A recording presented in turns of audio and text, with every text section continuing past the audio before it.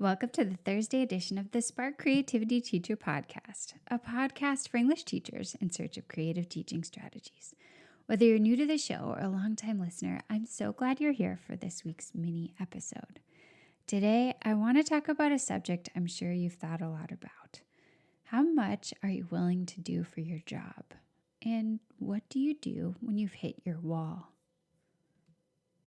Have you been wondering how to get started with student podcasting? Would you like to get your students thriving inside this 21st century medium without feeling worried about tech issues and platform choices? I'm now opening the doors to my free summer workshop, Camp Creative. Over the course of 3 days, I'll give you everything you need to banish those fears over podcasting technology, platforms, and privacy issues, and start seeing your students thrive with creative podcasting projects instead. You'll get my favorite models and listening activities for helping students connect to podcasts before they create their own, done-for-you curriculum for launching your first project, and the easiest tools and platforms for recording and sharing student work in a safe way. Just as in Camp Creative's past, each day's training, packed with resources and tips, will arrive in your inbox, ready for you to explore when you have time. You'll find the link to sign up in the show notes over at nowsparkcreativity.com. I can't wait to work with you during this free summer session.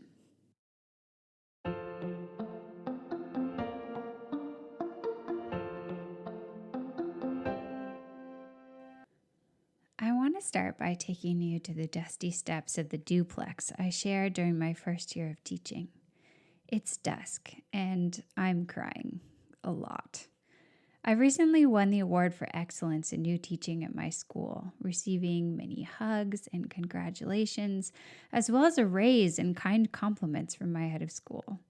I should be feeling great, right? I had discovered so much that year in my quest to engage my 10th and 11th graders: how to run Harkness discussions, hold poetry slams, launch play performances, find the gold on the teaching shelves of the Los Angeles Public Library. I had given it everything, and truthfully, it had given me a lot back. But I was thinking of quitting. Utterly exhausted, I sat on those steps wondering if I could possibly continue in a career that took this much. Could I continue to work from 7 a.m. to 10 p.m.? Could I continue to think about my job everywhere? In the car, with my friends, at the beach? Could I find love and family if I was always in my classroom, the dorm, or coaching on the tennis court? Wiping my eyes, I ran up those dusty stairs and into my office to find some paper. I made a list of 23 rules for myself, the boundaries I would have to hold if I wanted to continue in the career I loved. I took everything else off my bulletin board and put those rules right in the middle. Then I stayed in teaching, and though honestly I'm not sure I was ever better at it than that first year when I made it my whole life, I found that my boundaries helped me enjoy my work as a creative teacher for a long time. Until one night, almost a decade later, it was nearly midnight and I had had the worst day. Up early to prep something or other, then racing from class to class all morning before taking my advisees out for a special lunch that had been requested by my residential life boss, which made me late for a lunch meeting with my 10th grade honors students participating in the portfolio program that had been requested by my academic boss. Then more classes, coaching, a required school dinner, an evening of working in the dorm, and I was home at 11, still with some work to do for the next day. I stared and stared at my computer screen as the rage built up in my mind and eventually led me into my email inbox to open a note to my head of school. You can probably imagine it. I kind of wish I still had that email. I just let all my feelings out, which isn't very common for me. I woke up to an immediate response inviting me to a meeting.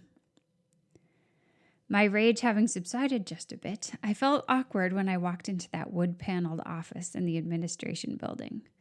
Nothing helps you tap into how you really feel better than a 16-hour workday, and I told my head of school I wasn't sure I could really capture it all again for our conversation.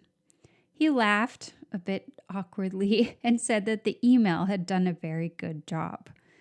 We talked for a while, and in the end, he took a huge part of my spring workload off my plate.